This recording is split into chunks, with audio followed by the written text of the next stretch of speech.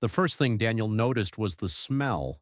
It wasn't what he expected. No rot, no mildew, no stale air trapped for decades. It smelled clean, like someone had opened every window just hours before he arrived. That didn't make sense, because according to the documents, no one had set foot inside this house since 1998. Daniel Carter stepped out of his truck and looked up at the property he had just inherited.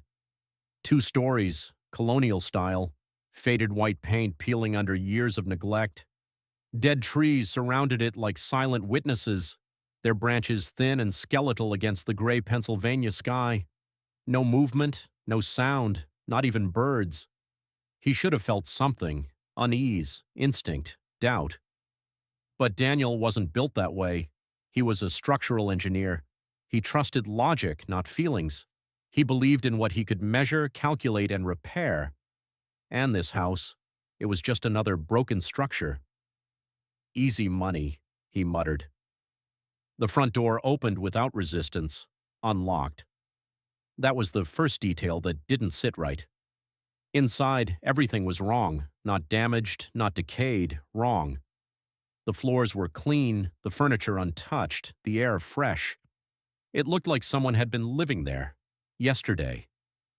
Daniel stepped further inside, his boots echoing softly across the wooden floor. "Hello?" he called. No response. But the house didn't feel empty. It felt aware. His eyes moved to the fireplace, and that's when he saw the photograph.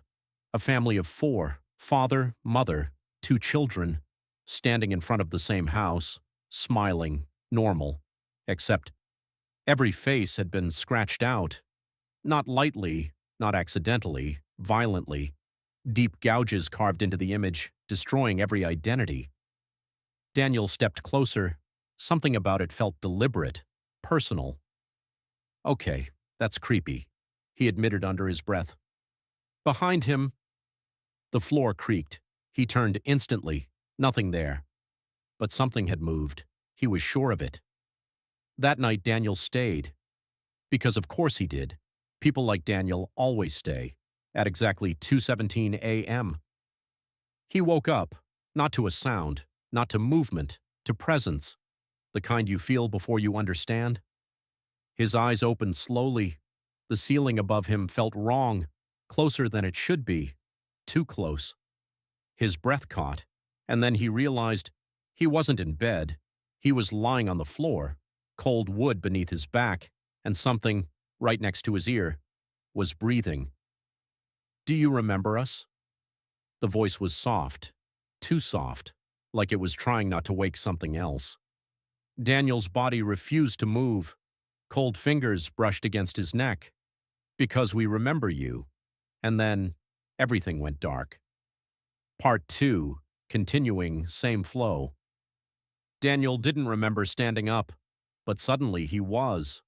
Gasping for air, heart racing violently, his entire body drenched in sweat. The room looked normal again, the bed untouched, the ceiling back where it belonged. The digital clock beside him read 2:17 a.m. It didn't change. Seconds passed, or at least they should have, but time wasn't moving. Daniel stared at it. His breathing slowed. His mind tried to rationalize, then click, 2:18 a.m. The sound broke the silence like glass, and that's when he heard it. A heavy thump from upstairs. Daniel froze. He hadn't gone upstairs yet. Another thump, slower this time, dragging. Something was moving above him. Part 3, continuing. By the time Daniel reached the second floor, he already knew he wasn't alone. The hallway stretched longer than it should have, the walls slightly warped, the air thick and cold. A child's bedroom door creaked open by itself. Inside, everything was arranged perfectly, too perfectly, toys in a circle, a photograph in the center. Daniel picked it up. This time, the faces were intact, and they were all staring directly at him. The father's smile shifted, just slightly, and behind him, a voice whispered, "You see us now." Part 4, continuing into deep horror. By the time Daniel ran outside, reality had already broken. The road was gone. The forest had turned into walls, endless, suffocating walls, and the truth, the real truth, finally began to surface. He had been here before, not as Daniel Carter, but as something else, someone else, a boy, standing at the top of the stairs, watching, as the door closed, as the fire started, as the children screamed, and as he did nothing. Part 5, Escalation. You locked the door! The voices came from everywhere. You watched. I was a kid, Daniel shouted. So were we. The house shifted violently, walls breathing, floors bending, reality collapsing inward. This wasn't a haunting, it was a memory, and it was alive. Part 6, Final Transformation Arc. The house didn't want revenge. It wanted balance, it wanted replacement. And Daniel was perfect. Hands dragged him into the walls, voices merging, memories flooding. The screams didn't echo, they were absorbed. Final ending, cinematic. Days later. A new car pulled up to the house. A young couple stepped out, excited, curious, unaware. Inside.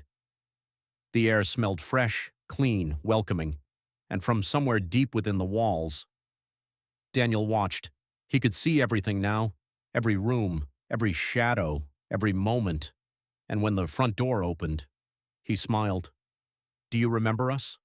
The end, for now,